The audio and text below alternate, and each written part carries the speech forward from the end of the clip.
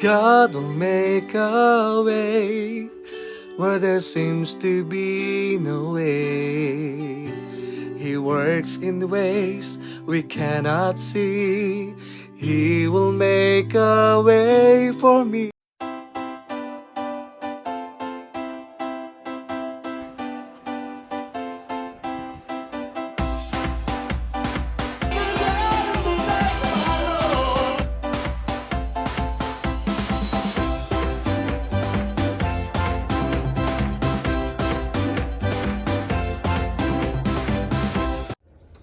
Good day mga kapamilya.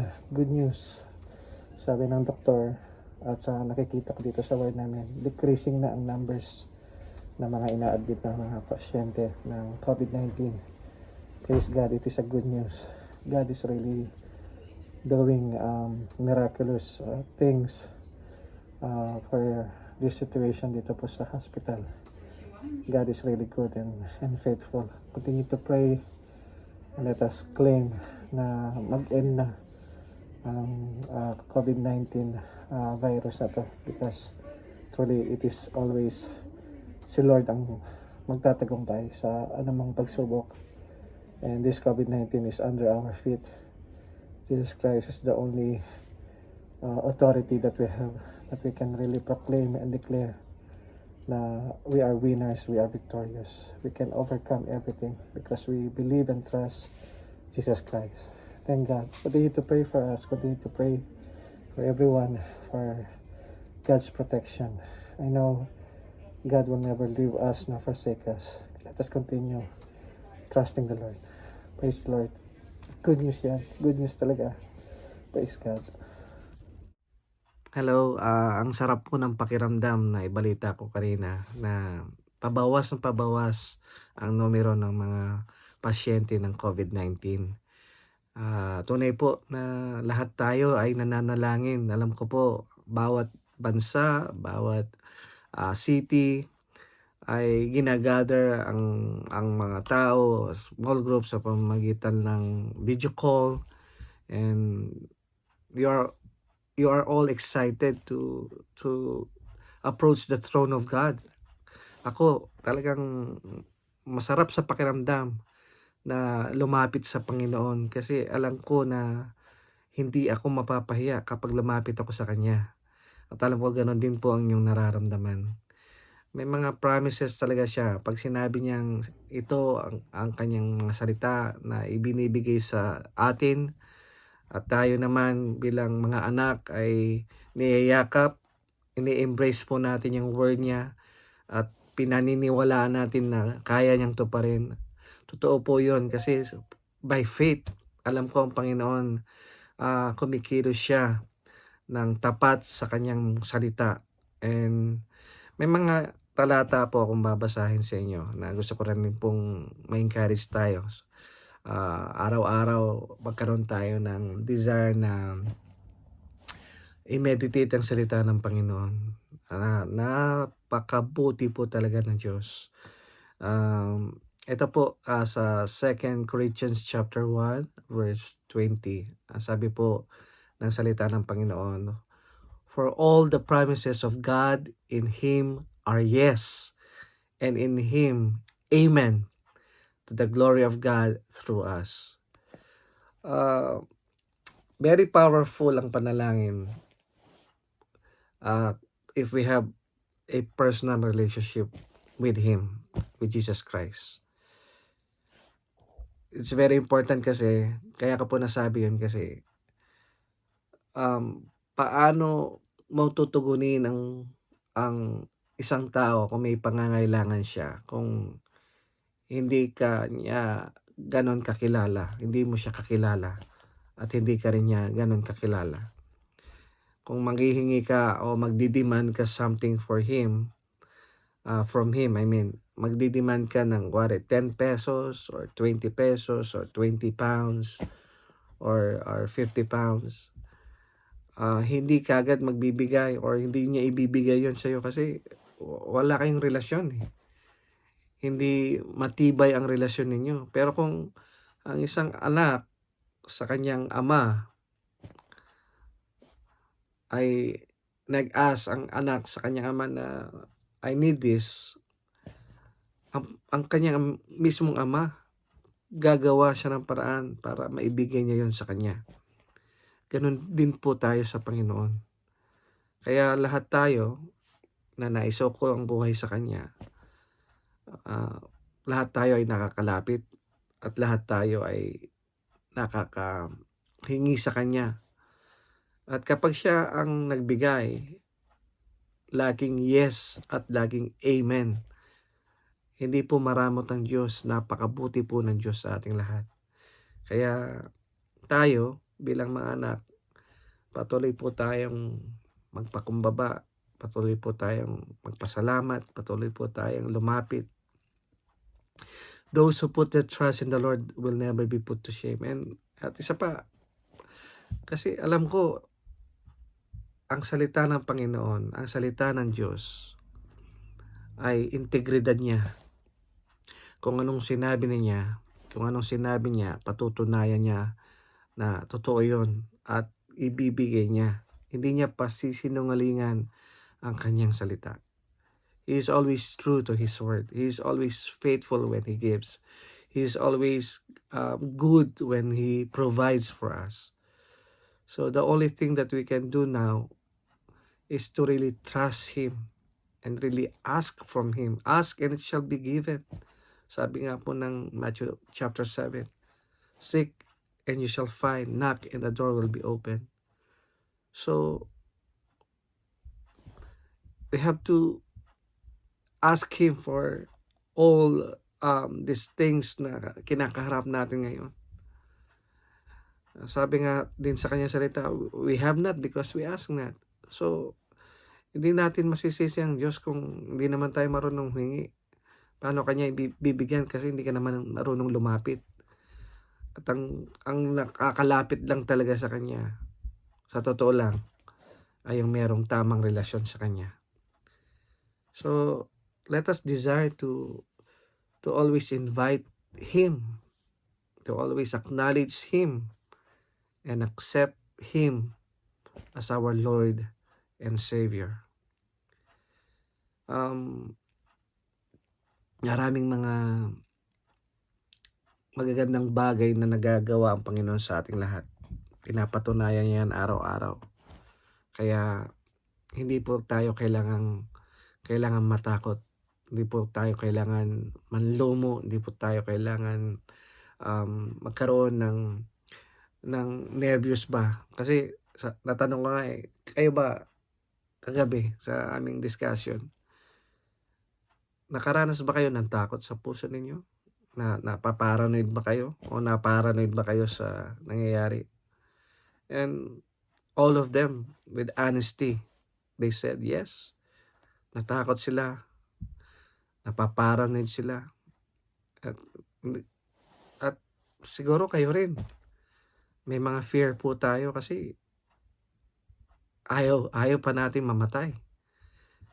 Ayaw pa natin mawala dito sa mundo. Gusto pa natin gamitin pa ang buhay natin ng kapaki-pakinabang.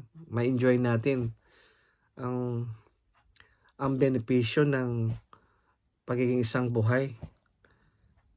Kasi may mga iba, talaga, sa totoo lang, di ba? Takot tayong mamatay.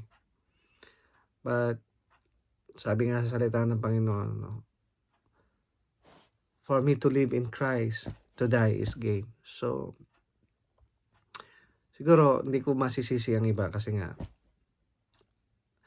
alam niyo po yon yung real talk po tayo. May mga bagay na hindi pa po natin talaga na isusuko sa Panginoon. Minsan, sasabihin na ng iba, kasalanan ako, hindi pa ako handa, marami pa akong dapat gawin. Hindi po sa pamamagitan actually ng gawa natin. Hindi po sa pamamagitan ng mga bagay na ipinapangako natin sa Diyos. Ang mahalaga, maintindihan natin na ang natapos na gawa ni Kristo, the finished work of Christ, We have to understand na tinapos na ng Panginoon lahat yon. Ang tangi lang dapat natin gawin is to entrust our lives to Him, to humble ourselves and acknowledge Him that we really need Him in our lives. So, ang Panginoon hindi maramot. Actually, siya po ang unang gumagawa ng paraan para abutin tayo. Kaya lang tayo yung laging lumalayo. Siguro it's high time for us to really know Him. Kung sino ba talaga ang Diyos na to. Siya po ang Diyos na nagmamahal sa iyo at sa akin.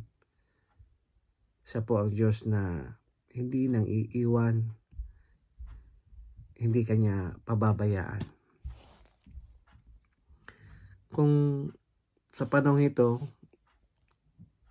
hindi niyo po alam kung ano po ang dapat gawin, may takot po kayo sa puso ninyo dahil sa pandemic na nangyayari at ayaw niyong mahawaan, ayaw niyong magkasakit. Gusto niyo ng kakampi, gusto niyo po ng Diyos na hindi mang-iiwan sa inyo sa gitna ng inyong laban. I have a good news. Kaya nga sabi ko kanina, good news, good news. Napakabuti ng Diyos sa akin. Kasi ako nandun po ako sa hospital. Siyempre, kabi-kabila. May mga pasyente. Biyaya po talaga ng Diyos ang nagpoprotekta sa akin. Siya po talaga ang nagko-cover sa akin. Kasi every time na bago po ako papasok, siyempre ang salita ng Panginoon plus panalangin, ang aking sandigan, ang aking covering, ang aking armor. Siya lamang po talaga ang nagbibigay sa akin ng protection araw-araw. Kung yun po yung kasiyahan ng puso ko, di ba, na nangyayari sa akin, ganon din po ang gusto kong mangyari sa lahat ng tao. I just want to share this to everyone that there is a good news. There is someone who can really protect us, that He can really protect you for this pandemic. God is really faithful, He is really loving, and He cares for you. Sa mga gusto po at gusto nyong anyayahan ang Panginoon sa buhay ninyo, if you want to invite Jesus Christ in your heart, in your life, Jesus is the only way, the only truth, and the only life. And no one will go to heaven, no one will go to the Father except through Him. If you want to accept Christ, if you want to acknowledge Jesus Christ as your Lord and Savior, gusto ko lang pong sumunod kayo sa panalangin ito na pagtanggap sa Kanya. If you want to do this, gawin niyo po ito na meron pong pananampalataya, kasi anumang bagay na ginagawa natin, kung walang pananampalataya, lalo na sa Panginoon, tayo po ay nagkakasala sa Kanya. So, kahit na po I will say this prayer at susunod kayo, pero susunod lang kayo for the sake lamang na susunod, pero walang pananampalataya, wala pong power yon. So, very important po na manampalataya po tayo sa Kanya. Ito po ang panalangin pagtanggap sa Panginoon. Just repeat after me. Panginoong Diyos, humihingi po ako ng tawad sa lahat na nagawa kong kasalanan. Patawarin niyo po ako. Nagsisisi po ako sa lahat ng pagkakamali at kasalanang nagawa ko sa aking buhay, sa aking kapwa, at sa mga taong nagmamahal sa akin. Inaamin ko po na hindi ko po kayang iligtas ang aking buhay. Humihingi po ako ng tawad. Binubuksan ko po ang pintuan ng aking puso. At tinatanggap kita, Jesus. Tinatanggap ko ang iyong bugtong na anak na siya makapagliligtas sa akin. Ama, isulat po ninyo ang aking pangalan sa aklat ng buhay. At pagmula sa araw na to, gawin niyo po akong tunay na anak na sumusunod sa inyo. Ito po ang ipanalangin sa pangalan ni Jesus. Amen. Amen. Hindi ho ba masarap sa pakiramdam na meron kang kakampi na siyang may ari ng lahat ng bagay, na siyang lumikha ng lahat ng bagay? Kanino ka pa ba tatakbo kundi sa Diyos na makapangyarihan sa lahat? Ito pong araw na to ay tandaan ninyo, ito po yung araw ng inyong kapanganakan. Ito po yung sinasabi natin na meron kang tamang relasyon sa Panginoon. At pagdating ng araw, alam mo, malalaman mo sa patuloy na pag-aaral mo ng salita ng Panginoon, if you will study the Word of God, you will really understand everything, all His plans, His love to you. He is really, really, really faithful. And indeed, God will make a way. Actually, isa sa mga paborito kong kanta talaga yung God will make a way. At gusto ko po yung ibahagi sa inyo. God will make a way where there seems to be no way. He works in ways we cannot see. He will make a way for me.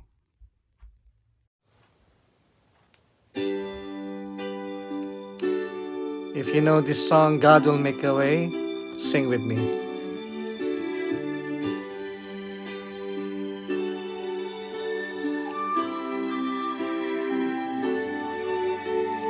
God will make a way where there seems to be no way. He works in ways we cannot see. He will make a way for me. He will be my guide. Hold me closely to His side. With love and strength for each new day, He will make a way. He will make a way. God will make a way where there seems to be no way. He works in ways we cannot see. He will make a way for me. He will be my guide. Hold me closely to His side. With love and strength for each new day, He will make a way. He will make a way. By a roadway in the wilderness, He'll lead me. And rivers in the desert will I see. Heaven and earth will fade, but His word will still remain. He will do something new today.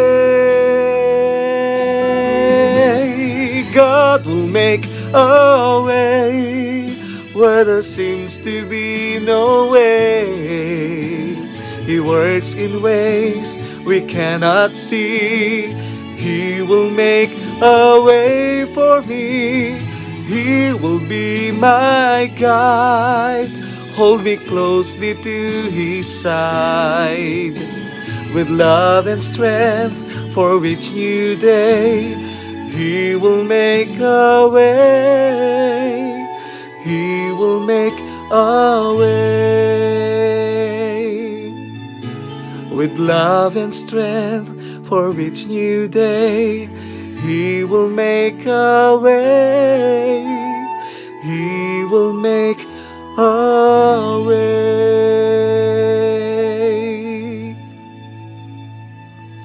God will make a way where there seems to be no way. Let us trust Him more. If you want to be inspired, just continue to follow me.